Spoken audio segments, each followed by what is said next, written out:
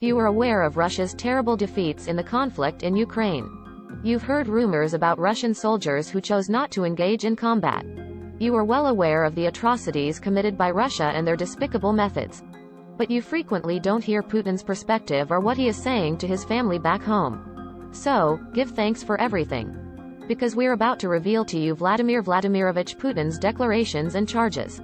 As you likely already know, when everything started in February 2022 and the conflict that began in 2014 escalated into a full-scale war. Regarding what was occurring, Russia employed vocabulary that was distinct from that of the rest of the world. Don't refer to this as a war, said Vasily Nebenzia, Russia's permanent representative to the UN. A specific military operation is what this is. Putin made an appearance on television on February 24, 2022, and informed his audience that this was a special operation and not a war. If it looks like a duck, swims like a duck, and quacks like a duck, then it probably is a duck, was a saying that Putin and his associates likely hoped Russians had never heard of. Before we get to what Putin is saying now, even though he just said he doesn't want to answer any more boring questions, we should look at what he told Russians about the so-called special operation in the beginning. One aspect of today's show that will be highlighted as narratives. The Ukraine conflict is about control of the narrative as much as it is about armed conflict, a military analyst recently stated. Putin desires control, as do his adversaries. Control is essential for victory, which is why Putin uses everything he says as a weapon. Throughout the video, we'll explain what we mean by this. When the war started, Putin talked about the tragic events in the Donbass, and how his invasion was for Russia's security. He blamed the war on irresponsible Western politicians, who he blamed for deposing Ukraine's elected pro-Russian president, Viktor Yanukovych. This was critical in terms of Putin's narrative. He has always maintained that this is a proxy conflict with the West, particularly the United States, which he considers to be the primary string puller. This is why he was overjoyed when a phone call between U.S. Assistant Secretary of State Victoria Nuland and U.S. Ambassador to Ukraine Jeffrey Pyatt was leaked and posted on YouTube. In it, she indirectly discusses who should be Ukraine's next leader, as if she is handpicking the person. It doesn't mean she practically chose him, though she obviously had favorites. I don't think Klitsch should go into government, she said, for example. I don't believe it's necessary, and I don't believe it's a good idea. She was referring to Vitaly Klitschko, the former heavyweight champion turned politician. I think Yats is the guy with the economic experience, the governing experience, she added. She was referring to Arseniy Yatsenyuk, who did become prime minister. Nuland got what she wanted, but as we previously stated, that doesn't mean she had the power to install whoever she wanted in power.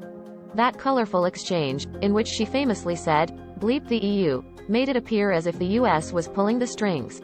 After all, the US has been pulling strings around the world for decades, installing various leaders, sometimes deposing democratically elected politicians and replacing them with tyrants. Nuland had laid a golden egg in Putin's lap and inserted a feather into his cap. He used this as an example of US meddling in foreign affairs, backed up by a history of meddling. She was embarrassed and later stated that she would not comment on private diplomatic conversations.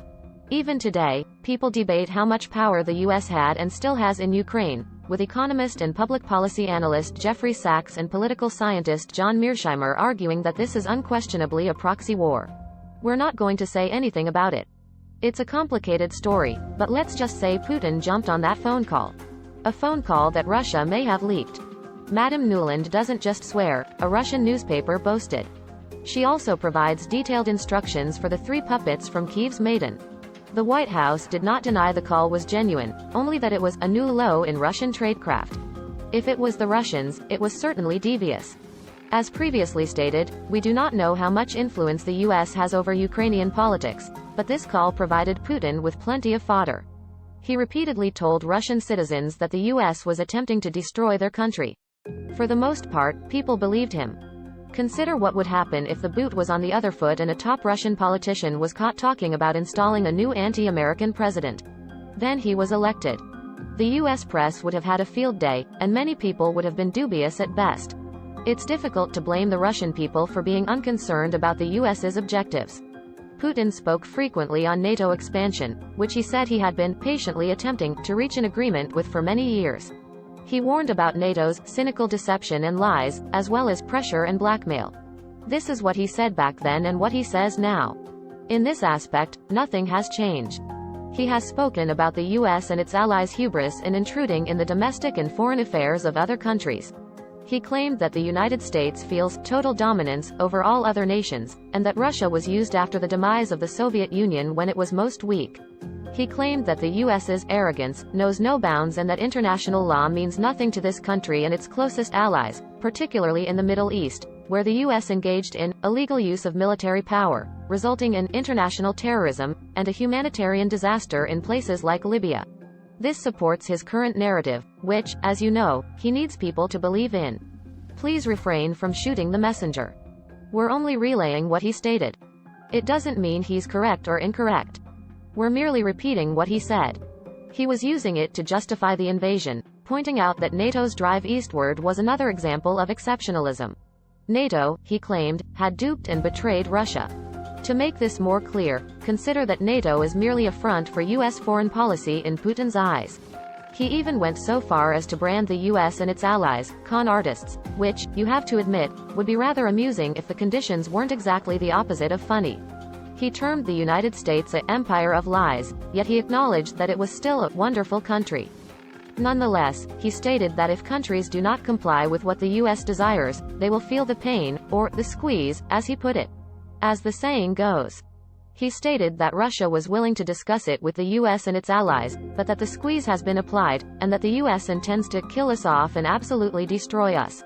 Ironically, he talked about how the US wanted to promote its principles, values he deemed degenerate and contrary to human nature, which to anyone familiar with Soviet history, is some pretty severe hypocrisy. But this is what the Russian people heard, and many of them may have agreed with him, as seen by Putin's rise in popularity ratings. He was doing what any leader would do, constructing a good versus evil scenario, cherry-picking facts and embellishing them with exaggerations and subjective opinions. He was polishing his story. His fundamental thesis is that Russia is blameless and is being bullied by the world's superpower. In this regard, he issued a stern warning, stressing that any potential aggressor will suffer defeat and grave repercussions. He was talking about nuclear weapons. Following this, he corrected his statement, adding that they would only be deployed against Russia, and that NATO would never get away with expansion to the east. He found it completely inappropriate. On his watch, no way. It's a matter of life and death for our country, he stated. This is not hyperbole, he stressed, it is a fact. So, can you picture what many Russians were thinking at that point, huddled as a family in front of their televisions? He then told them that Russia's special military operation was for the people of the Donbass, who had laid their hopes on Russia assisting them after many were killed by Ukrainian soldiers in what he called a genocide. He used the phrase neo-Nazis, claiming that they had a stronghold in Ukraine. He even went so far as to say that his right-wing opponents in Ukraine aspire to acquire nuclear weapons, adding, "We will not allow them do it." Of course, you know better. You've heard a different version of the story. You don't believe Ukraine is heavily infected with neo-Nazis, despite the fact that the country has had problems with the far-right side in the past. You may not believe in Russia's innocence, as Putin claims, but the Russian people have heard this many times. It didn't help problems of openness when Russia passed what Reporters Without Borders called a draconian press regulation in March, in which Putin declared any news journalist discovered producing information that was false or mendacious in reference to the Ukraine situation might face 15 years in prison. With that in mind, how can people in that country read news that contradict Putin's pretty convenient interpretation of events?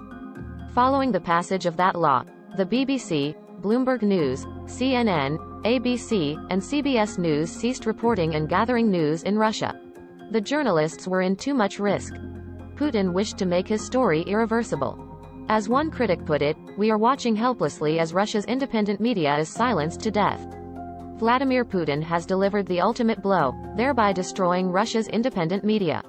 The Russian government then went about censoring and banning all kinds of websites in Russia where people might read a more extensive story about Ukraine. Russia even went after a woman on Instagram who disagreed with Putin's story. She stated that she could now face up to 6 years in prison. She wasn't overly concerned. Ilya Yashin, a YouTube live stream critic, was recently sentenced to 8 years in prison. With that crazy penalty, the authorities seek to scare us all, but it effectively reveals their vulnerability, this individual said after being sentenced. Let's stop here and see you in the second part to know the truth behind Putin's speeches. Don't forget to subscribe and like the video for more videos. See you soon.